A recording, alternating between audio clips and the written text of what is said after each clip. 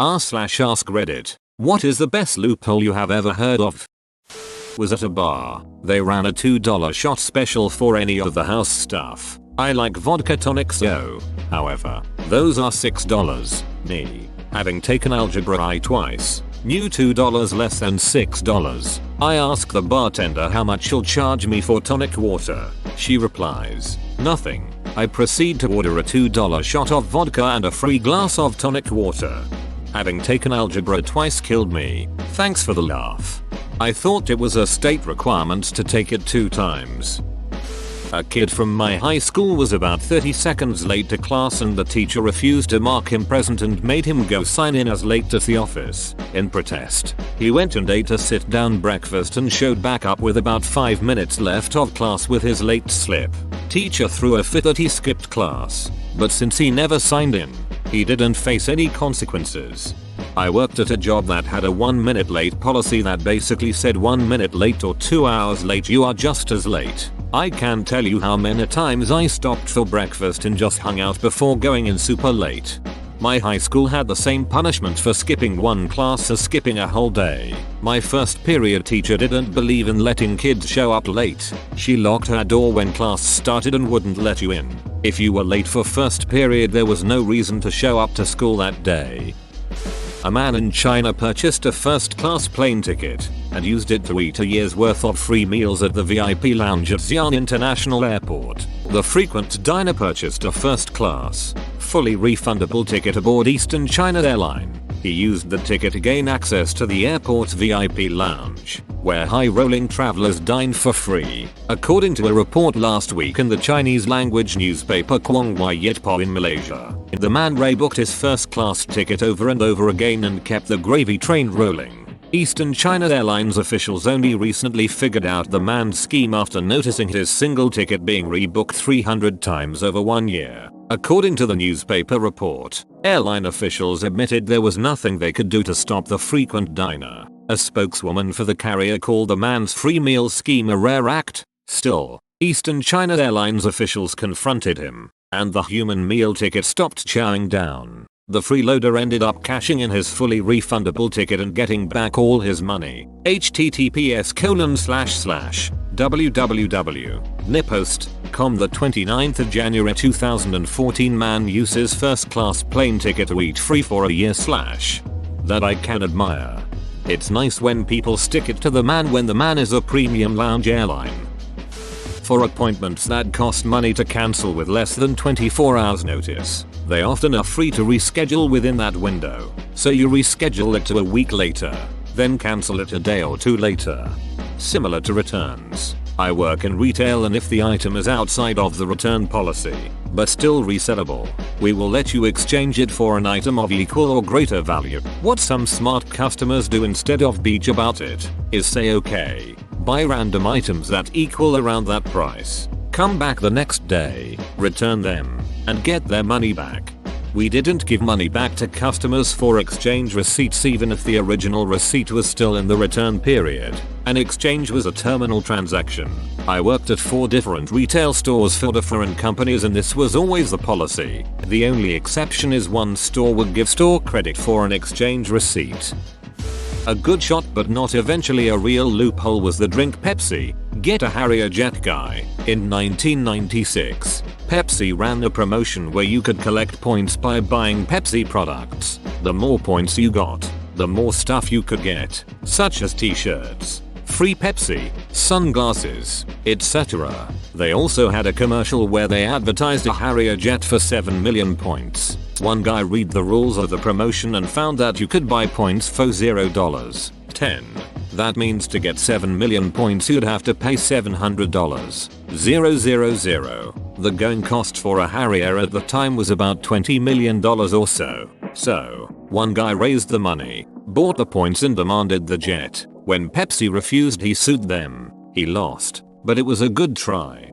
This sounds like the McDonald's Monopoly promo loophole. I don't remember the exact story but some guy realized there was no purchase necessary to obtain game pieces. All you had to do was send a letter in requesting pieces and they would send you 10 of them or something. So, the only cost for 10 pieces was a postage stamp. The pieces you got was random though. I had a friend that did this. He rented a UPS drop box in New Hampshire, I believe it was, since in that state it is illegal for them to require you to send an SASE with your request. He sent in 5k letters and got back 10k game pieces. Mind you, this was in 2004 to 2005 when McDonald's was running their Monopoly game in tandem with Best Buy. So each game piece had $2 in Best Buy rewards on them. He got $20k worth of Best Buy bucks to spend. He spent them all on iPods, which he was able to easily resell for close to retail value. His total investment was like $2,500 in envelopes and postage, and the UPS drop box, and he pocketed like $17k from the iPods. When the US government issued the Sacagawea dollar coin, they wanted to get them into circulation as quickly as possible so they'd catch on. Narrator, they didn't, so they had a thing where you could order them and have them shipped to you for free. People realized you could pay for the coins using one of those credit cards that gives you frequent flyer miles as a reward. So you order $1,000 of coins, put it on the card, get the coins, deposit them into your bank, pay off the credit card. You've just gotten 100% free frequent flyer miles. A friend of mine's uncle once used one of those no interest credit card promos to buy I-bonds back when the Fed still let you do that. Max out the new card. Make the minimum payments every month until the last month. When you cash out the bonds and pay off the card in full while you keep the interest payments on the bonds. My dad's old co-worker did this. I think the limit was higher than $1,000 though. I feel like it was $5,000 but I could be wrong. He did it a few times until they stopped the program due to everyone using that loophole. He took his family on a really nice vacation all first class. I used to work in a call center doing tech support for a dial-up ISP. The 10-hour plan was $9.99 and then there were various tiers including an unlimited plan for $50 or something like that. I ended up moving to a different city and called up the call center to set up internet and I asked for the 10-hour plan. The guy, who didn't know I used to work there, tried to talk me into a bigger plan, but I stuck with the 10-hour plan. Why? Because the company had no system for monitoring usage. You could use as much data as you wanted and it was all the same to them. There was no tracking system in place. I love it. Oftentimes there is no tech to enforce a policy or marketing. So they just trusted you to turn off the internet after 10 hours. In West Virginia there was a law that waived taxes for automobile title transfers between parents and children. A friend wanted to buy a car from his uncle, so the uncle sold the car to his father who then sold it to his other son who sold it to his own son. My friend. 3 transactions. 0 taxes.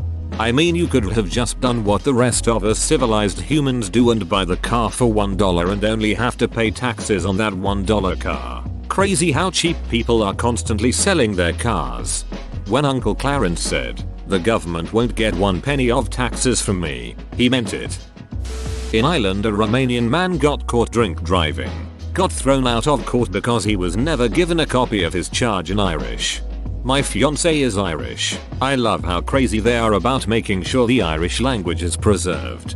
Well, it makes sense that they do, considering that the English spent hundreds of years literally beating the language out of them. NY State had a glitch in their motor vehicle system for a while. If you got a moving violation, you would plead guilty and overpay it by $5. They would send you back a check for $5, but you don't cash it. They would not apply points to your license until the case was fully adjudicated. If you waited until a year passed and then cashed it, those points would roll off, so you would never actually have any points showing on your license. It amazes me how people are able to find these kind of loopholes. It's almost always people working there. A clerk sees hundreds of tickets paid a week. All it takes is one getting overpaid and the clerk sees a points pending status. The clerk then gets a thought of what if they never cash the check, and a loophole is born. To my knowledge this is also how most hacking works. Let's race to that pole. Last one to touch it is gay. If you never touch the pole, then you can't be gay. Play your cards right and you can be the only non-gay kid in the neighborhood. You can't be gay if you never touch the pole. Makes sense. What if you lick it? Just a little bit. Asking for a friend. We used to run a ticket scam operation at the local Chuck E. Cheese. We started small time. We used to cheat at the games like skee ball while traffic was low and it was off times. After a few times of pulling that heist, we decided to cool it because we thought it might be suspicious that we'd earned the mega bonus ticket payout regularly. We did similar things with other games but nothing paid out like skee ball. That's when my buddy found out the big one. I'm not sure if it's like this now. Back then they used to weigh the tickets at the front in a bowl on a scale, but then they replaced them with these new machines. These machines you would feed tickets into. It would count the tickets and then present you with a slip listing how many tickets it was worth that IR could redeem. Turns out if you were delicate and had enough finesse, you could pull the strip of tickets out and then feed them back in. It would count the tickets over and over again, even though they had unique serial numbers. Boom. Infinite tickets. The ticket counters were in the corner of place by the front, near the registers, but a few were kind of hidden away from plain sight. We would have 2 people stand guard while my buddy worked his magic. If staff came by, we'd signal him and he'd feed the tickets in like normal. Instead of having a bunch of really large tickets, we'd make some moderately sized ones mixed with some big ones and spread them out a bit. I think they had dates printed on them. We got it all. The glowing disco ball, the special edition Barbie for my friend's girl, candy, spray foam, the sticky hands. We never got the crazy big items like the bike because we thought it'd be too suspicious. I think we could even redeem them for pizza, which we would do when we were hungry. We never got found out, but we eventually cooled it because it was only a matter of time. It was like Ocean's 11 but instead it was like Chucky's 4. More of a straight up hustle than a loophole. Good memories. I think you'll appreciate this story more than most. There's a place near me that's like that. Games for tickets. Tickets for prizes. Most of the games give out between 5 and 30 tickets, because they are based mostly on luck. But there's one that gives out between 0 and 100 tickets, because it's based on skill. Supposedly, the game works like this. There's a giant oval with a light that travels around it. The light represents a skip rope.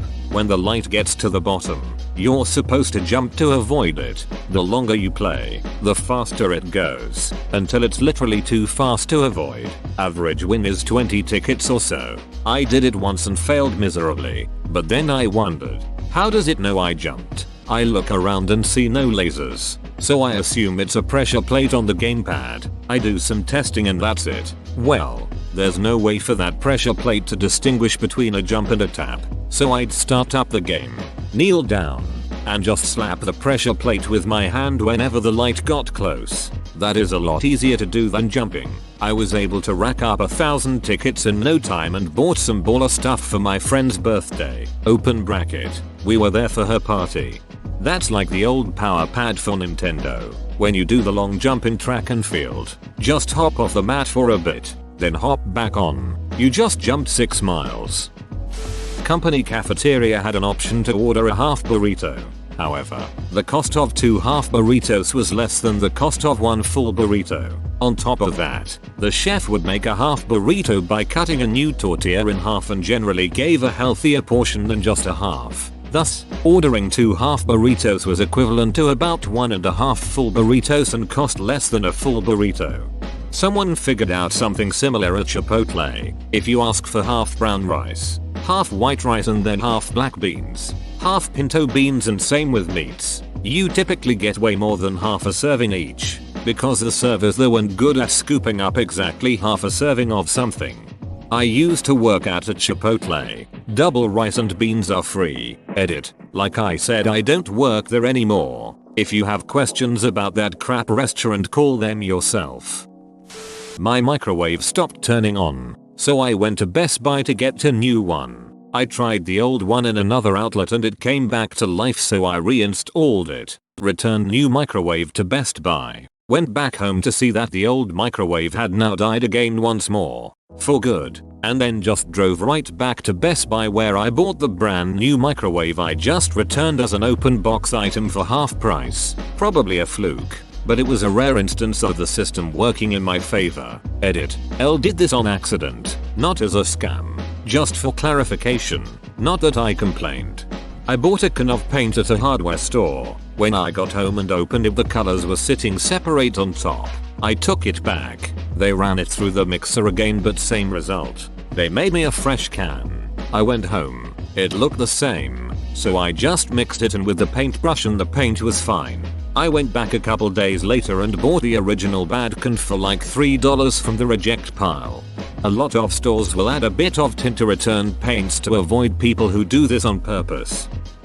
Went to a private school where the teachers were real power hungry shitheads. You could get in trouble for having your shirt untucked, and some would be real ass bags about it, literally crouched down and scooting along the benches at lunchtime. Even at lunch, if it popped out while sitting, you could get in trouble. I ran through the school handbook and it said sweaters with the school emblem can be worn at any time. So I bought one 3 sizes too big and wore it constantly. It went down to almost my knees and I would happily announce that I wasn't even wearing the uniform shirt, let alone tucking it in. The ass teachers got pissed off and took it to the school dean, but I was right and it was allowed. Like half the school switched to sweaters after that. Oh, ducking shirt tail wars in hotty-totty schools. Man, that is like the dumbest fight every stuffy, wannabe elitist school in the USA wants to have with its students. It's like the admins and teachers want to be engaged in the ultimate stupid pissing contest with a bunch of teenagers. Hell, I remember one time I was in school, and I was standing at a lunch table to talk to some friends. I guess my shirt tail came out at some point in the fracas alva starting lunch period, and I felt something cold on my back. It was a teacher's hands. She was just tucking my shirt tail in. If it had happened in a public school, instead of a batchet Christian one where parents just support the fake teachers no matter what, I'd have a trust fund from the fallout of that incident. And, of course, because school staff was so batshit about it, the kids, and, to be fair, most of the kids in my school were overprivileged, sheltered shitheads who were too unfamiliar with words and phrases like because you have to, don't, rules are rules, and no to do their parents much credit, would snark back at them by intentionally running around with untucked shirts. That is what happens when you start a pissing contest with high schoolers. They also had a rule against white socks, because setting yourself up to have a war of attrition with teenage kids over dumb and arbitrary inane things is a brilliant move. The real secret to it, most of the staff don't actually care nearly as much as they act like they do. The whole uniform battle is contrived to provide something harmlessly petty to occupy the focus of any rebelliousness and to give any maliciously authoritarian staff that actually do care something equally stupid to fixate on. I struggled with upper level mathematics in high school. In my junior year, I was barely passing pre-calculus, so I was looking for a way to get out of taking calculus, while still making it look like I took 4 years of math, which my advisor insisted was something I needed to do for college. So I went through the court list and found out accounting was technically classified as a math class, rather than an elective. I took accounting 1 as my math my senior year, and actually learned things I would use, like how to write a check and balance a budget. Unfortunately, my high school caught onto the trick, and the advisors made them change accounting to an elective. My poor little brother had the loophole closed on him, I took a logic class in college as a math credit. I don't know why it was classified as math, but it was, and I loved it. Math is rooted in formal logic. There was a promotion a bunch of years back where Hoover included a plane ticket to select destinations around the world, from Europe. With any purchase of one of their products over $100, people could buy a vacuum that was like $109 and get a $600 plane ticket for it. Hoover ended up having to have people work crazy overtime to fulfill the demand for the cheapest model, and eventually they stopped honoring the promotion, which caused the people who hadn't collected on it yet to sue them. The company made $30 million from the promotion and lost $50 million in plane tickets and legal fees. Whoa, you made it to the end? You're a ducking beast. I'll cut you a deal. Smash like and subscribe for more curated content, bruh. It's free and that's a great price.